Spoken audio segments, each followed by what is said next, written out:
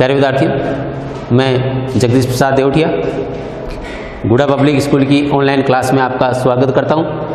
आज हम पढ़ेंगे अध्याय अपने पास था तरंग प्रकाशिकी। कौन सा? तरंग प्रकाशिकी।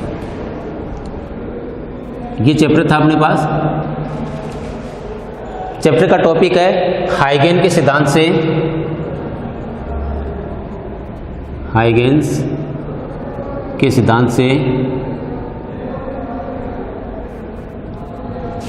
अपवर्तन की व्याख्या।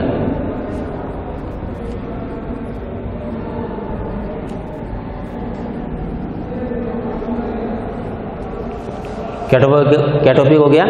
हाइगेन के सिद्धांत से अपवर्तन की व्याख्या। पिछली क्लास में हमने पढ़ा था परावर्तन की व्याख्या। तो यहाँ हाइगेन के सिद्धांत से, हाइगेन के सिद्धांत से अपवर्तन की व्याख्या करेंगे।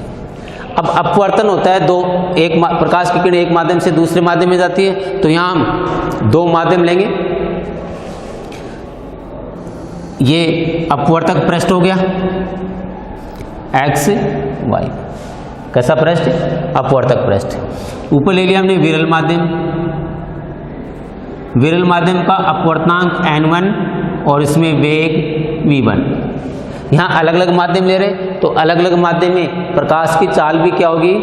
अलग अलग होगी। तो ऊपर माध्यम ले लिया हमने विरल और नीचे माध्यम ले लिया हमने सघन।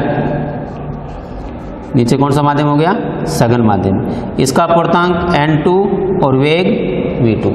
हम उल्टा भी ले सकते हैं, ऊपर सघन माध्यम ले सकते हैं और नीचे विरल माध्यम ले सकते हैं। यह हो गया अपने पास अपवर्तक पृष्ठ हो गया। एक्स वाई क्या हो गया? अपवर्तक पृष्ठ हो गया, जो दो माध्यमों को अलग अलग कर रहा है। तो यहाँ दूसरे माध्यम का, यहाँ हम देखें दूसरे माध्यम का अपवर्तनांक, दूसरे माध्यम का अपवर्तनांक n21 बराबर n2 बट्टे n1 बराबर v1 बट्टे v2। अपवर्तनांक की परिभाषा से ये समीकरण नंबर 1 ले लिया हमने। द्वितीय माध्यम का अपवर्तनांक है सघन माध्यम का, किसके सापेक्ष? विरल माध्यम के।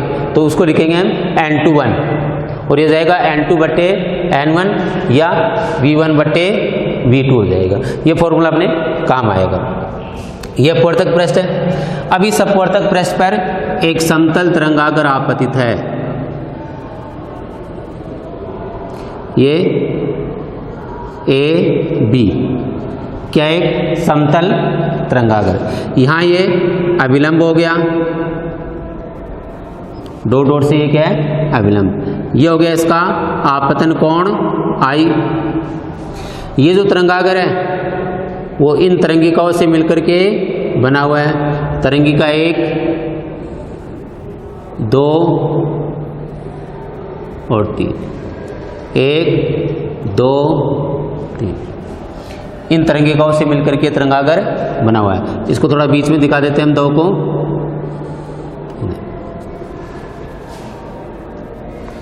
तो इसमें लिखेंगे क्या हम शुरू में कि माना एक्स वाई एक अपवर्तक पृष्ठ है, जो माध्यम विरल जिसका अपवर्तनांक n1 है और सघन जिसका अपवर्तनांक n2 है, इन दोनों माध्यमों को ये क्या कर रहा है? पृथक कर रहा है। दोनों माध्यमों को पृथक कर रहा है। इसके बाद में इस अपवर्तक पृष्ठ पर एक समतल तरंगागर AB आपतित है।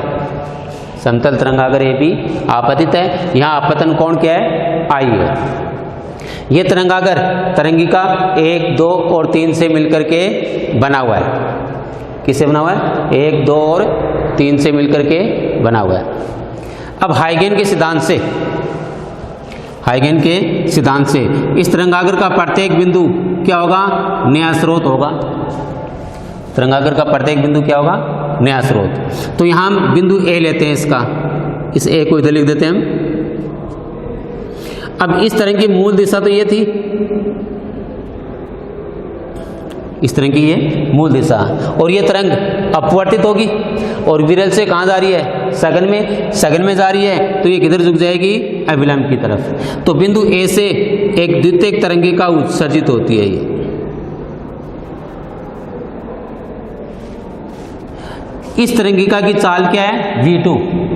इस माध्यम में चाल क्या होगी, v2। तो ये t समय में कितनी दूरी तय करेगी, v2 t दूरी तय करेगी। t समय में v2 t दूरी तय करेगी और a को केंद्र मान करके इस पर v2 t त्रिज्या का चाप काट देंगे, लगभग इतना सा चाप काट देंगे। तो यहाँ हाइगेन के सिद्धांत से तरंगागर का प्रत्येक बिंदु क्या होगा, नया स्रोत होगा। तो यहाँ भी इस तरंगागर का बिंदु ले लिया हमने A, इससे A से एक द्वितीयक तरंगिका उत्सर्जित होती है जो सघन माध्यम में v2 चाल से चलती है। ये तरंगिका t समय में कितनी दूरी तय करेगी, v2 t दूरी तय करेगी। तो A को केंद्र मान करके, यहाँ देखना, A को केंद्र मान करके इस पर v2 t त्रिज्या का चाप काट देते हैं और ये बिंदु ले लिया हमने B डैश, या बाद में ले लेते हैं इसको। ऐसे ही B से एक द्वितीयक तरंगिका उत्सर्जित होती है और ये कौन से माध्यम में चलती है, विरल में। यहाँ वे क्या है, v1, तो ये v1 चाल से यूं चलती है और ये पृष्ठ के बिंदु A डैश पर पहुंचती है। ये t समय में कितनी दूरी तय करेगी, v1 t दूरी तय करेगी। तो इसी प्रकार बिंदु B से एक द्वितीयक तरंगिका उत्सर्जित होती है। यह द्वितीयक तरंगिका कौन से माध्यम में चल रही है, v1 माध्यम में चल रही है, विरल माध्यम में, जहाँ वे क्या है, v1। तो यह t समय में कितनी दूरी तय करेगी, v1 t दूरी तय करेगी और v1 t दूरी तय करके ये पृष्ठ के बिंदु कहाँ पर पहुँचेगी, A डैश पर पहुँचेगी। अब इस A डैश को केंद्र, इस A डैश से इस चाप पर हम स्पर्श रेखीय पृष्ठ खींचते हैं, A डैश B डैश। ये स्पर्श रेखीय पृष्ठ ही A डैश B डैश क्या होगा, द्वितीयक तरंगागर होगा। और यहाँ ये हो गया अपवर्तन कोण R। यहाँ ये तरंगागर और ये तरंगिका एक दूसरे के लंबवत होती है और यहाँ पर भी एक दूसरे के ये लंबवत होती है। इसी प्रकार ये द्वितीयक तरंगिका भी यहाँ से उत्सर्जित होकर के इस पृष्ठ पर आपतित होती है। ये तरंगागर इस तरंगिका के माध्यम से आगे बढ़ेगा, इधर ये तरंगिका और ये अभिलंब हो जाएगा अपने पास। ऐसे ये बीच की तरंगिका, इसको भी हम यूँ दिखा सकते हैं। तो ये तो कौन सी थी, एक, तो ये हो गई 1 डैश, ये 2 डैश और ये 3 डैश। तो ये A डैश B डैश क्या बन गया, द्वितीयक तरंगागर, अपवर्तित द्वितीयक तरंगागर हो गया। कौन सा, A डैश B डैश। ये तरंगागर तरंगिका 1 डैश 2 डैश और 3 डैश के माध्यम से ये आगे बढ़ता है। यहाँ ये विलंब, ये इसका अपतन कोण I और ये अपवर्तन कोण R हो गया। तो ये तो अपने पास इसका डायग्राम हो गया। अभी हम अपवर्तन की व्याख्या करते हैं। तो अपवर्तन के लिए अपवर्तन का द्वितीय नियम था स्नेल का नियम। क्या था, स्नेल का नियम। वो स्नेल का नियम यदि हम सिद्ध करते हैं तो वहाँ क्या हो जाएगी, अपवर्तन की व्याख्या हो जाएगी। तो इसके लिए देखिए किरण चित्र से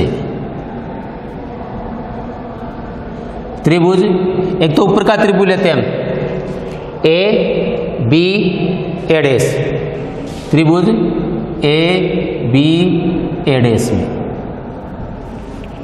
इस त्रिभुज में ये कोण है I, ये 90 डिग्री का कोण, तो 90 डिग्री के सामने की भुजा ये A डैश, ये भुजा तो क्या होगी, कर्ण होगी। इसके सामने की ये भुजा होगी लंब। और साइन I बराबर साइन थीटा होता है अपने पास लंब बटे कर्ण। तो यहाँ लंब तो क्या हो गया, V1T और बट्टे कर्ण हो गया इसका A डैश। ये समीकरण नंबर 2, एक ऊपर लिया हमने, ये समीकरण नंबर 2 है। तो एक तो इस त्रिभुज से साइन I का मान निकाला, साइन बराबर होता है लंब बट्टे कर्ण, तो लंब हो गया V1T और कर्ण हो गया इसका A डैश। अब लेते हैं त्रिभुज नीचे वाला, ये R का मान, तो त्रिभुज ए डैश बी डैश में, कौन सा त्रिभुज, ए डैश और ये बी डैश, इसमें साइन आर का मान निकालें। तो साइन आर बराबर, यहां भी क्या होगा, लंब बट्टे कर्ण, तो इसके सामने की, इस कोण के सामने की भुजाई होगी लंब V2T, और ये 90 डिग्री कोण है तो इसके सामने की ये भुजा होगी कर्ण। तो यहां जाएगा V2T और बट्टे ए डैश, ये समीकरण नंबर 3। समीकरण 2 में 3 का भाग देने पर, समीकरण 2 में 3 का भाग देंगे, तो समीकरण 2 में 3 का भाग देंगे तो साइन आई और बट्टे साइन आर बराबर, इसमें इसका भाग देना है तो ये तो आगे अपने पास V1T और बट्टे ए डैश। अब इस राशि का भाग देंगे तो इसको पलट के गुणा कर देंगे, गुणा ए डैश और बट्टे V2T। अब इसको सॉल्व करते तो ये हो गया साइन आई और बट्टे साइन आर बराबर ए डैश कैंसिल हो गया, ये और ये दोनों कैंसिल, यहाँ T से T कैंसिल हो जाएगा तो क्या बचेगा V1 बट्टे V2। अब समीकरण 1 से, समीकरण 1 से यहाँ देखो क्या है, V1 बट्टे V2 और यहाँ भी है V1 बट्टे V2 और इसके बराबर क्या है N21। तो समीकरण 1 से V1 बट्टे V2 बराबर क्या था अपने पास N21, ये मान यहाँ रख दे, इसलिए साइन आई और बट्टे साइन आर बराबर N21, और यही अपवर्तन से संबंधित स्नेल का नियम है। यह है स्नेल का नियम। इस प्रकार हम हाइगेन के सिद्धांत से अपवर्तन की व्याख्या करेंगे। अब इसमें प्रश्न ये भी आ सकता है कि हाइगेन के सिद्धांत से स्नेल के नियम की उत्पत्ति कीजिए। हाइगेन के सिद्धांत से स्नेल के नियम की उत्पत्ति कीजिए, तो भी अपने को यही कैलकुलेशन करनी है, ये डायग्राम और ये कैलकुलेशन दिखानी है। और ये स्नेल का नियम, तो दो तरीके से प्रश्न आ सकते हैं, अपवर्तन की व्याख्या कीजिए या स्नेल के नियम की व्युत्पत्ति कीजिए, किसी भी तरीके से इस प्रश्न को पूछा जा सकता है। तो आज की क्लास में इतना ही, धन्यवाद।